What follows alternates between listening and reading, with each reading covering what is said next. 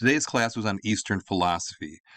Now, I'm fully aware this is a Western philosophy class, but I'd be remiss not to share with you that there is a deep well of wisdom in the East.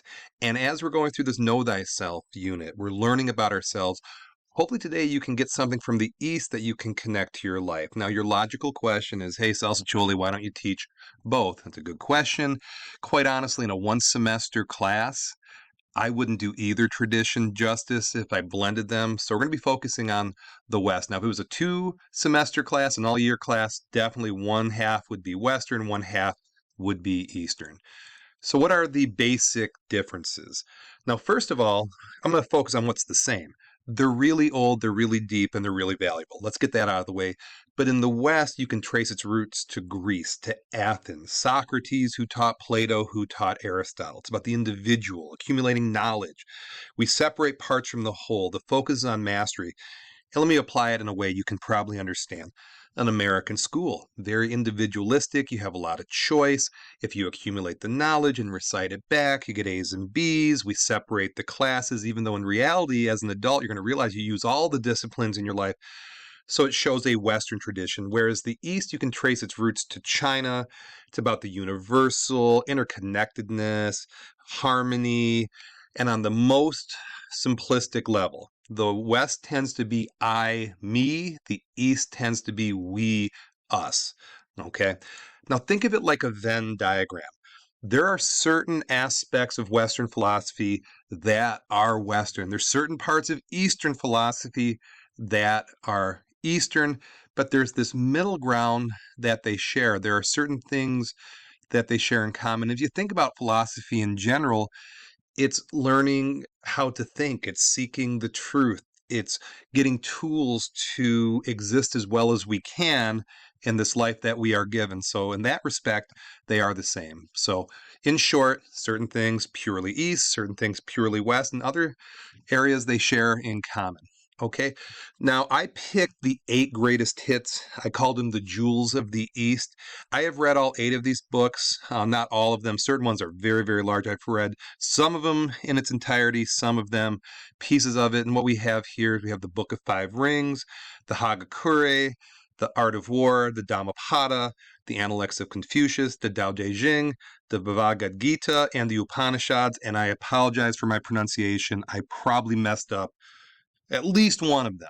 Okay, so let me go into a little more detail. Well, actually, before I go into more detail, the East. I know looks like geography class. We have a deep tradition of India and Hinduism, and China with Confucianism, and Japan with the Bushido Code and the Hagakure and the Book of Five Rings. So we're focusing on philosophy from 3 nations, India, China, and Japan. So the Book of Five Rings was written by Miyamoto Musashi, the greatest samurai in Japan. And he went all through Japan and defeated the other samurais. He was undefeated. There was nobody else to fight. So he says, I don't know what to do now. So he retreated to a cave and he reflected on his life and he wrote this book on strategy. Now think about this. If he won every battle, this is a master of strategy.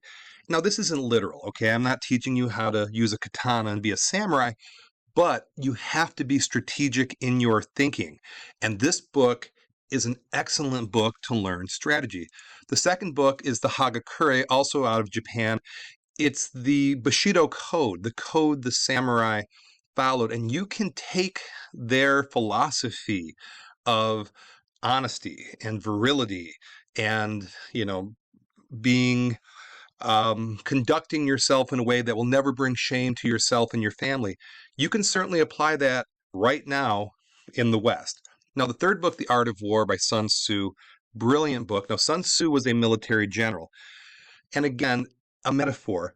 This book is talking about actual war, but we all fight wars. That war could be, I don't have enough money. I have to fight to get enough money to go where I need to go. I have a war where I'm trying to make varsity and I'm only on JV. I have a war. I have an unpleasant household and I have to get myself out of it. You're going to have wars throughout your life, and this is the guide to how to conduct yourself. And in class, I told a story. I showed a video. It's on Google Classroom. You can click on this. And I think this applies to a lot of life. And it's a story from The Art of War where Sun Tzu is meeting with the emperor, and the emperor is considering making Sun Tzu the general. But that's a big commitment. So the emperor says, hey, before I give you this job, I want you to prove to me that you're a great general. And he points to his concubines, which are very, relaxed, easygoing. They have the cushiest gig in China. All they have to do is sit around all day and look pretty. These are people who are not soldiers. So Sun Tzu arranges them and puts the two most senior concubines up and said, when I sound the drums, you need to do X, Y, and Z. The drum hits, they giggle. Doesn't get mad, doesn't lose his cool. In fact, stays even calmer and says, I apologize. Maybe I didn't explain it well enough. Slows it down, explains it, makes sure they know, okay? Second time, hits the drum, boom, boom, boom. They giggle again. He reacts a little different this time. He pulls out his sword and decapitates the two concubines up front and says, next one's up. Third time, boom, boom, boom, they did it. So the moral of the story is, if you're too quick to temper, you're too quick to getting mean to people, people are going to see you as an unpleasant person, a tyrant. If you let people get away with stuff, they're going to see you as a cream puff. You're soft. So that happy medium is taught here in The Art of War. And the fifth book we looked at is the Dhammapada. These are the writings of Siddhartha Gautama, known as the Buddha. And it contains expressions and lessons from the Buddha on how to live life. It's loosely translated in Walking the Doctrine, how to live your life. And you can get a lot of lessons from these expressions and lessons and that sort of thing. The Analects of Confucius from China, old book, 2,500-year-old book. But these are the writings of Confucius, and Confucianism, very important belief system in China, brings order, those 5 principal relationships. But you can read this, and I'm going to argue this is the easiest of the 8 to read, and you can apply these to your life.